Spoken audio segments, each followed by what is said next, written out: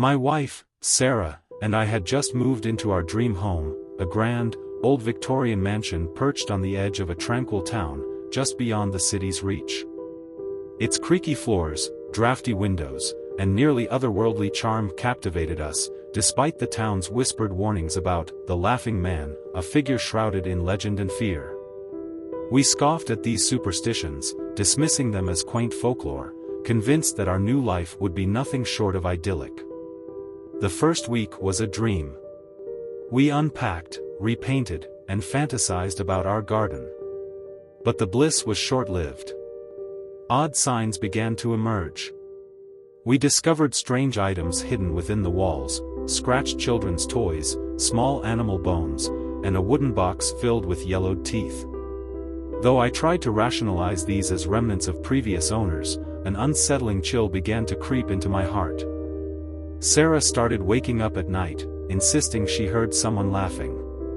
Her dreams were haunted by visions of walls closing in and a faceless man standing at the foot of our bed, laughing. I initially attributed her distress to the stress of moving, but as her fear deepened, it gnawed at me too. I watched her face contort with terror as she woke, her eyes wide and searching, her body trembling in the dark. Each morning, she seemed more like a shadow of her former self, a ghost of the vibrant woman I once knew. Then I heard it too, a low, guttural chuckle echoing from the house's foundation. It wasn't comforting, it was cold and sinister, as if unseen eyes were watching us. The sound pierced the quiet nights, transforming our sanctuary into a cage of dread. I lay awake, the laughter echoing in my mind, the weight of Sarah's terror pressing down on me. Determined to uncover the source, I set up traps in the attic and scoured the house for intruders. I consulted our closest neighbor, an elderly man who had lived here his entire life. He gave me a pitying look and said, "Some things are better left alone." His words hung heavy, a silent testament to the town's deep-seated fear. The laughter grew louder each night, more invasive and mocking. The atmosphere shifted, the air grew colder, and shadows seemed to slither just out of sight. I tried to stay strong for Sarah, but her fear mirrored my own. We were both prisoners of this malevolent force, our home transformed into a labyrinth of nightmares. Sarah's condition worsened. She became withdrawn, plagued by nightmares that left her waking in cold sweats, screaming about a faceless man. One night, I watched her mouth twitch into a grin that wasn't hers. The next morning, she had no memory of it, but I saw the fear in her eyes, the terror that something was consuming her from within. Desperation drove me to the town library, where I pored over old records and newspapers. What I discovered was chilling. The house once belonged to Jonathan Hargrave, a serial killer who terrorized the town in the early 1900s. He lured victims with promises of shelter, only to torture and kill them. Authorities discovered dozens of bodies hidden in the walls, buried in the garden, and stuffed in the attic. The most horrifying detail? He never spoke, only laughed during his atrocities. Further research revealed a darker truth. Hargrave practiced occult rituals, seeking eternal life. Instead, he condemned his soul to the house, merging it with dark energies. The laughing man was not merely Hargrave's ghost but a manifestation of all the evil that transpired in that house, growing stronger with each victim. Seeking answers, I approached Father O'Leary, the town's priest. When I mentioned the laughter, his face paled, and he looked away, as if pained by the mention. "I warned them all," he murmured. Meeting my gaze, his eyes filled with sorrow, he added, "The laughing man isn't just a ghost. He's a curse, a manifestation of all the evil done here. He feeds on fear and despair. The more you resist him, the stronger he becomes. But you can't just leave now. Once he's marked you, there's no escape." His words struck me like a physical blow. The realization that we were trapped in this nightmare, with no escape, was almost more than I could bear. I begged Father O'Leary for help, clinging to the hope that he could save us from this living hell. Father O'Leary reluctantly agreed to accompany me to the house, armed with holy water and prayers. His presence felt like a fragile lifeline, but the fear in his eyes mirrored my own. When we arrived, the house was eerily silent. We moved through the rooms, Father O'Leary murmuring prayers. As we descended into the basement, the laughter returned, louder and more insistent, resonating through my bones. It was right behind us.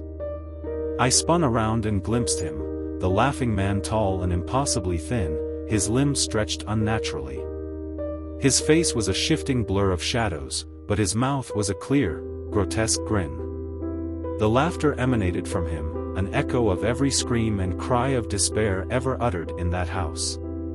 My heart pounded in my chest, terror and helplessness clawing at my sanity. Father O'Leary stepped forward, brandishing his crucifix. "In the name of God, I command you to leave," he shouted, his voice trembling with fear and resolve. The laughing man didn't flinch. His laughter grew deafening. The walls shook, dust falling from the ceiling. The room felt like it was collapsing in on itself, the very air crackling with malevolence. The walls began to crack, revealing a hidden chamber beneath the basement. It was filled with the remains of Hargrave's victims, and the walls were covered in ancient symbols, partially eroded over time. This was the heart of the laughing man's power. Father O'Leary knew what needed to be done. "We have to complete the ritual," he whispered, barely audible over the laughter. "But it requires a sacrifice." My heart sank as he explained, the only way to stop the laughing man was with the blood of a descendant of the original townsfolk who made the pact. I was that descendant, the key to breaking the curse.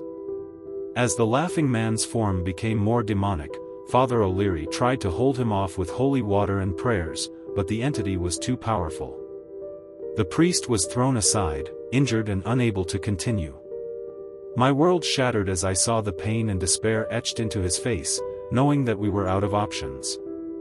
I glanced at the symbols, now glowing with dark energy, and knew what I had to do. My blood would bind the laughing man forever.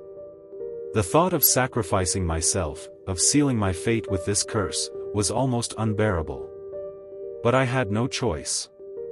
The weight of Sarah's suffering and the haunting laughter pushed me to act. With trembling hands, I cut my palm, letting my blood spill onto the ancient runes. The house trembled violently as the ritual was completed. The laughing man shrieked, his form dissolving as he was pulled into the void, bound by the curse once more. The house collapsed around us, reduced to ruins. The curse had been contained but not destroyed. I survived, but the cost was steep. The town began to rebuild, but the memory of Hargrave and the original pact lingered. Sarah's eyes, once full of hope, were now vacant, reflecting the endless torment she endured. Sarah and I moved away from the town, seeking refuge in a new life far from the ruins of our past. But even as we tried to rebuild, the shadow of the laughing man followed us. We relocated to a quiet, unassuming neighborhood, hoping that distance would bring peace. Yet, our attempts to find normalcy were thwarted. Sarah's nightmares became more frequent, and I couldn't escape the feeling of being watched. I found myself laughing at inappropriate moments, my reflection sometimes grinning back at me with a malevolent edge. Eerie occurrences followed, strange symbols appearing on surfaces, and the laughter echoing in the background of conversations. One day, while going through old belongings from the house, I stumbled upon an old journal that had been hidden in a forgotten corner. It was Jonathan Hargrave's journal. Flipping through the pages, I found detailed accounts of the rituals, including a horrifying revelation: the entity that had been bound wasn't the laughing man but another, more insidious force that had been awakened when Hargrave performed his dark rites. The final entries described Hargrave's desperation as he realized that binding the laughing man was only the first step. He had to transfer the curse into a new vessel to keep the entity from consuming him entirely. The last entry was scrawled in panic: "The vessel is the descendant. I failed. He will come for you through the vessel." The realization hit me like a sledgehammer: the curse was never truly contained. It had been transferred, and now it's seeking its new vessel, me. The true horror was revealed: the laughing man's influence was merely the beginning. I had become a conduit for the curse, forever connected to the evil that lurked within me. The laughter I heard was not just a sign of the laughing man's presence but a reminder that the curse had found a new, insidious way to continue its reign of terror. As I put down the journal, my reflection in the mirror once again flickered with that grotesque grin. The curse had found its new vessel, and it was only a matter of time before it manifested once more. I write this message with growing despair, knowing that the laughing man is not just coming for me but will forever be a part of me. If you ever hear that laughter, leave. Don't look back. Don't try to fight it. Just run. Because once he finds you, there's no escape. As I write this, I feel his presence growing stronger. My reflection flickers with his grin, my shadow stretches unnaturally. Sometimes, I catch myself laughing when there's nothing to laugh at, and I know he's closer than ever. If you're reading this, I'm already gone. The laughing man doesn't leave survivors. Remember, it's not just a story. He's real. And he's coming for you next. Story 2. I just wanted to go camping. I can't stop replaying it in my head, and I don't know if I'll ever find peace. My name is Mark, and what I experienced last weekend has shattered me. I don't think I'll ever be the same. It began as a typical camping trip. My friends and I, Sam, Jason, and Mike, had been looking forward to this escape for weeks. We craved a break from the city's relentless pace, from the grind of work and daily life. The forest we chose was secluded, miles from civilization, perfect for a weekend of indulgence and oblivion. Sam had always been the joker, regaling us with tales of his romantic misadventures. His carefree attitude masked a deep-seated fear of the unknown, a fear rooted in a childhood encounter with a dark, unexplained figure. Jason, meticulous and always prepared, had once been in a near-fatal accident that left him obsessively cautious. Mike, our ever-vigilant friend, had an innate skepticism, his need for logical explanations often masking a deep-seated dread of the supernatural. We arrived Friday afternoon, set up our tents, and lit a fire. The first night was idyllic, clear skies, the gentle crackle of the fire, and the occasional hoot of an owl. We spent hours reminiscing, sharing dreams, and savoring our rare moments of leisure. Eventually, fatigue claimed us, and one by one, we retreated to our tents. It was well past midnight when I woke to an unsettling noise, a rhythmic thumping, like something heavy was being dragged through the forest. The sound was deep, resonant, almost as if the forest itself was pulsing with a dark heartbeat. I tried to dismiss it as the rustling of nocturnal creatures, but the sound grew louder and more insistent. My curiosity got the better of me, and I ventured out, flashlight in hand. I wasn't alone. Sam and Jason were already outside, their faces pale under the moonlight, fear etched into their expressions. Mike, ever the skeptic, was still in his tent, pretending sleep as his denial battled with his instincts. The thumping had triggered a deep-seated terror in him, reminiscent of his childhood fears of being alone in the dark. "Do you hear that?" Sam whispered, his voice trembling. Sam's fear was palpable, his earlier bravado replaced by genuine terror. He looked at the forest as if it might reveal his past nightmares. "Yeah, what the hell is it?" Jason replied, his gaze darting nervously through the darkness. Jason's careful nature was failing him, his mind raced back to his accident, making him question every sound.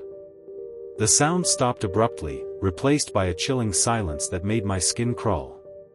We stood there, frozen, the air around us thick with dread.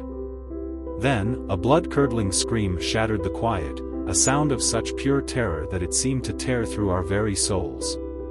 Driven by terror and adrenaline, we raced toward the scream.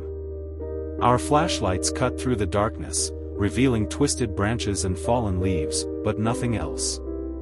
The scream came again, closer this time, mingled with a new noise, an erratic thumping, like something was moving rapidly towards us. We halted, breathless and panicked. That's when we saw it, a figure, vaguely human but grotesquely distorted. It staggered toward us, its limbs unnaturally long, movements jerky and inhuman. It dragged behind it a lifeless, bloody body, leaving a trail of dark liquid. The stench was overpowering, a nauseating mix of decay and blood. We fled, our hearts racing. I have no memory of how far we ran, but it felt endless. The forest seemed to close in around us, the trees bending menacingly. Every snap of a twig, every rustle of leaves heightened our terror. The grotesque figures seemed to echo our worst fears, Sam's childhood nightmares, Jason's trauma, and Mike's skeptical facade breaking down. Eventually, we stumbled back to the campsite. Mike, still at the site, was wide-eyed and frantic. We recounted our horrifying encounter, but he dismissed it as a bad dream or some wild animal. His denial was a fragile shield against the terror that had seeped into his rational mind. We decided to pack up and leave, despite the late hour. But as we gathered our gear, the thumping returned, louder, more insistent. It pounded in our chests, a monstrous heartbeat that seemed to resonate with our deepest fears.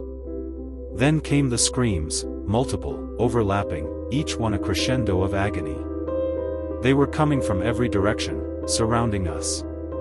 The cacophony of terror was deafening. We had to escape. We rushed to the car. The keys were in Jason's pocket, but the engine refused to start. The car was dead. We were trapped. The screams grew more frantic, the thumping almost deafening. I turned and saw it again, the grotesque figure, now joined by others, all dragging bodies, converging on us. Their eyes, hollow, empty sockets, seemed to pierce through the car, into our very souls. The figures seemed to be the physical manifestation of our fears, feeding on our terror. We locked ourselves inside, our only defense against the relentless figures. They surrounded the car, their skeletal fingers tapping on the windows, their faces pressed against the glass. The car rocked violently as they pounded on the doors, trying to break in. Then, just as suddenly as it had begun, it stopped. The figures stepped back, still staring with those haunting, empty eyes. We remained huddled in the car until dawn, paralyzed by fear. When daylight finally broke, the figures were gone. There were no bodies, no blood, just the remnants of our campsite, a chaotic mess of our scattered gear. We abandoned the car and walked until we reached a road, where a passing truck took us away from that nightmarish place. The drive back to the city was silent, none of us spoke, and we haven't communicated since. I've been trying to convince myself it was a shared hallucination or a nightmare spurred by stress, but I know what we saw. We all saw it. I can't shake the feeling that it isn't over, that they're still out there, waiting. I haven't slept since that night. Every time I close my eyes, I hear the screams, feel the thumping in my chest.